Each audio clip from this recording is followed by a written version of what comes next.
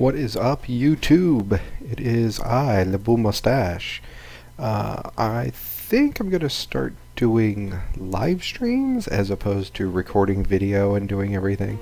That way, I feel it'll come more natural and more kind of just off the whim. Plus, I don't have to edit because I don't care really for doing that just yet. I'll probably get around to learning how to do that, but right now, not so much.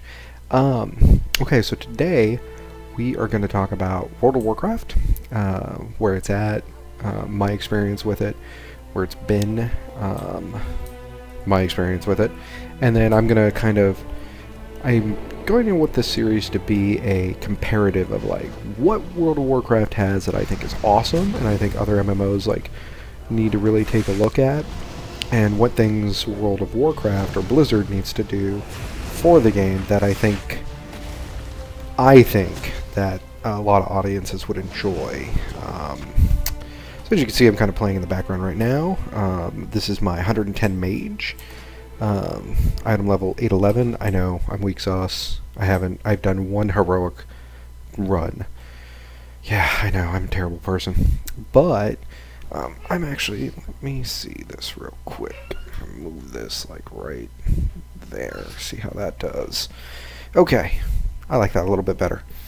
Also, I feel that the live stream will be more interactive if people actually start watching and whatnot. Speaking of, let's go ahead and see if we can get anybody in here.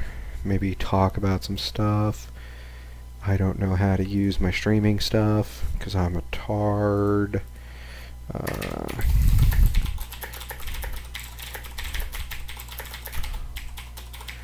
Yay, there we go. So if you're on my Facebook page or my Twitter channel, you will see that. So, World of Warcraft. Pros, I'm just kind of randomly, like, I've been thinking about this during the week, and I thought about writing a list out, but I'm just going to kind of go and do what's natural to me. So some of the pros, I really, really love the way, I have a cat moving in front of me right now, because that's always fun. I really love the way they have simplified the buttons. Here's all my buttons, and this is actually a ton of buttons for a character. I have other 100+ characters that do not have as many buttons, and I think that is a really good way to kind of go in MMOs, because I don't feel that we need 5 different kinds of interrupts, 2 tops. I don't feel that we need all the different things. And, you know, I've got potions, I've got quest item stuff because my quest log is atrocious and I don't clean it out. I've got 3 different mounts because I'm like, I like the way this one looks today. I like the way this one looks today. This is my land mount because I don't care, since I'm in a place with no flying, that just looks big and bulky. But it looks awesome. It's a dragon from, or the Dracolich or whatever from Lich King Raid. I think he's so sweet, so sweet. That's another thing I do really love about WoW is cross-account mounts. Oh my god, that's so nice. I can start a new character and be like, I don't need to buy a mount, or I don't need to go get a Gennaro mount or something. Before they did that, back in the day when mounts were like super like, oh my god, they have this mount on that character, like it was really legit. But I think with being able to go back and do old raids solo, like I got that dragon solo, it's not such a big deal, so I really, really love that. I love their quest log and how itemized it is, and how, you know, you can go in and look at everything, and how the quest, like if I need a quest item, I don't have to search my bag. I know I don't use a bag modifier either. I'm so noob school. You know, I don't have to dig in my bag, put it on a bar, it takes up a slot, it's just in the quest area, and it goes. I know they've done a lot of stuff where if you're in a quest area, you'll get the item you need right here, and that's also really, really smooth. Add-ons in WoW are amazing. The community for doing add-ons is amazing. Curse if you haven't used it, because like I have Deadly Boss mods, I've got Heal Bot and things like that, and it's just so nice to be able to have one application that just scans the program like, oh, you need add-ons, here you go. And I know a lot of other a lot of other games do that. I do think WoW's community and WoW's the people who write the add-ons are just really like, I mean, it's a, what, 10, 11, 12-year game. They've had their time to put in on it, and, you know, they've really polished a lot of stuff. I do think we hold an unrealistic expectation on new MMOs that come out, like, as you compare it to WoW. When WoW first came out, it was awful, and I'm probably going to get a ton of flack for this. I hated it. I hated WoW in the beginning. EverQuest 2 came out right before it, and I was a huge EverQuest 1 nerd, and I loved World of Warcraft. Or not World of Warcraft, that's the game I'm playing. Warcraft 2, what is that? That game, Warcraft 2. Loved it. Warcraft 3 came out, and I know everybody went gaga over it. I could not stand the animations, and I could not stand the way people, like the little commander guys. I hated the heroes. I hated the heroes. Hated it so much. So I loved the story from what I could gather from it, but I hated the gameplay and I hated the art. So when WoW first came out, I did give it a little bit of a try. I'm going to be honest, I was way more into EQ2, and the ups and downs of the servers and just everything, and it didn't grab me. So on a couple bad points, I don't care for the graphics in World of Warcraft. I think they're super duper cartoony. I totally understand the reasoning behind them. Like back in the day, if you didn't have a super good computer to run things like EverQuest and whatnot, because it took a lot of processing power to run that.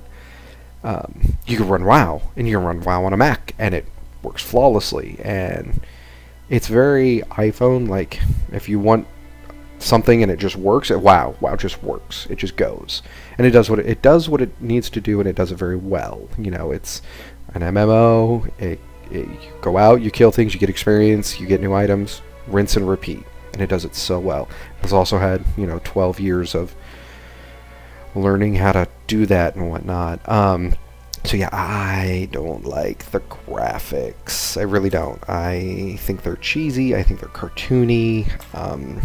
I really, really love more realistic graphics, though. That's why I was drawn more to EverQuest 2, and because I was in EverQuest 1. Things I do like about WoW still is class race combos. Like, I can't be a... oh, hell, I don't know. I can't be a undead druid. I love that.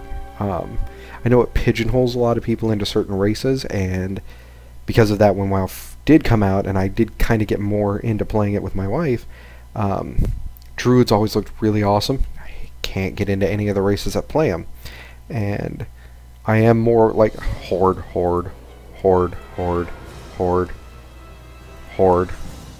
My one alliance character. I love those axes though. Horde.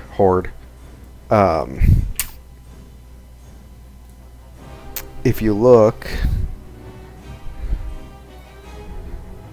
oh wow, they actually have trials of it too. That's kind of cool. Tauren, druid. Oh wow, you choose your spec and everything. That's awesome. I don't like Taurens. Big fat cows. I hate them. I think they're ugly as sin.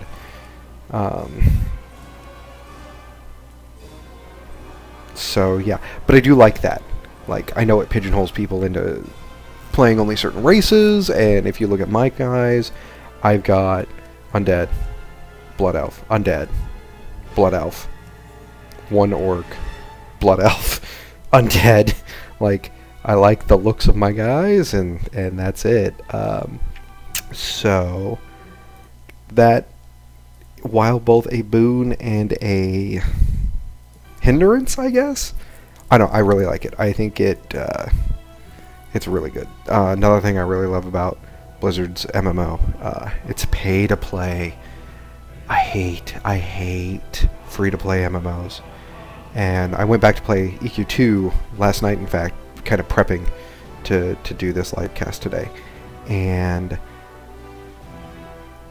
so, well, first off, so much has just changed, and it's crazy.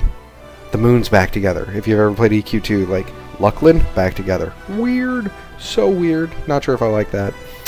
But, free-to-play is so annoying because they push that store, they push all that stuff. I feel games, not just MMOs, but all games in general nowadays are, like, back when you bought a PlayStation 2 game, you paid $60, you got a full game. If you were lucky, they patched it. Like, oh, we didn't have time to polish this part, but, you know, in general, the game was really rock solid good. You didn't, like, run through a wall. And I equate it to, like, a hamburger. Back in the day, if you buy a PlayStation 2 game, you paid $60, you got bun, sauce, pickle, lettuce, tomato, cheese, meat, sauce, bun. You got the whole thing, and it was delicious. Delicious, delicious game to eat. Nowadays, it's like, okay, we're going to sell you the hamburger patty. Oh, you want sauce on that dry hamburger? Well, you got to upgrade to this, or we'll send you a patch for sauce. And it feels like I'm still paying $60 because that's the industry standard for not even filler, just a base game that has so many things tacked on because they're like, oh, we can, you know, if we put a store in there, people will pay for XP pots so they can level faster. And I understand, not everybody has to pay to play or pay to win, and you don't have to use the store and whatnot. But there's no point to this. The point is, it takes developers time to make these things, because they have to code them, they have to, if it's a wearable item, they have to put it in the game, and they have to do all that.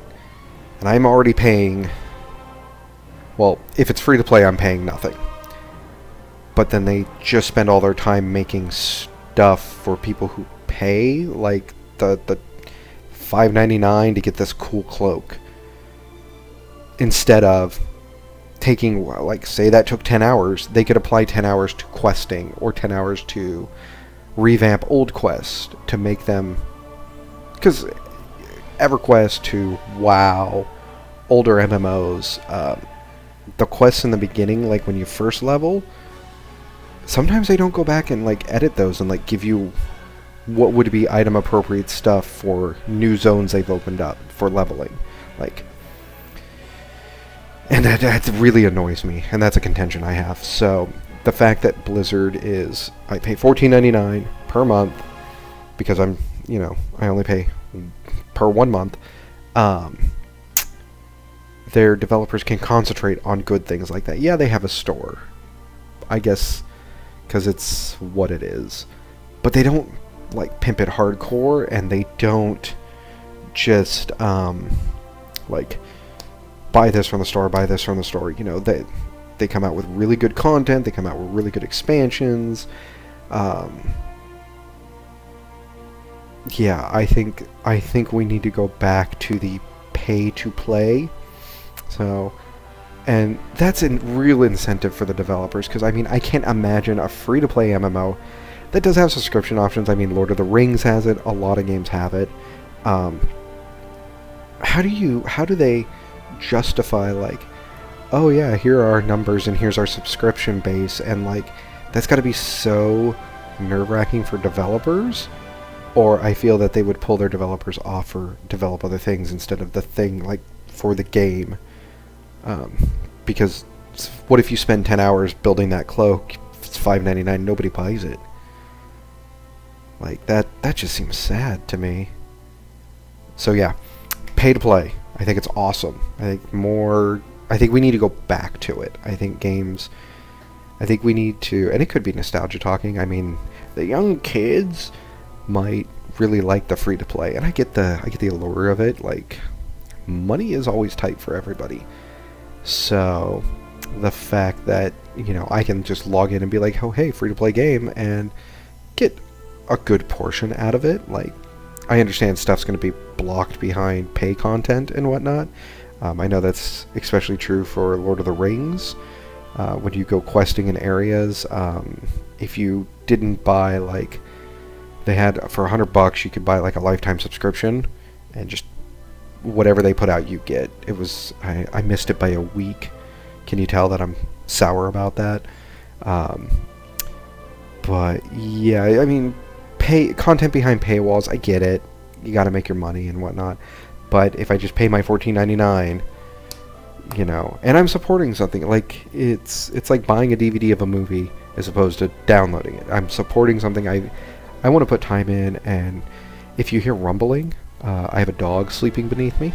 So yeah, hopefully that doesn't come up on the mic. So, okay, other things. I feel I'm going to be I don't even know why I logged into my Warlock. I feel I'm going to be very jumpy with this, and hopefully that will smooth out over time. I'll probably start making lists and whatnot, and actually doing it correctly. Things I like about WoW. Crafting. I'm talking about crafting because I got my little magic carpet. Whee! Because you get that from crafting. I both like and dislike their crafting. The lazy part of me really loves just going out, collecting like 30 bolts of cloth, and then opening up my tailor and going, okay, click, and come back in 5 minutes and it's done. Like, the lazy part of me really, really likes that. And I do like, let's go into professions. I do like that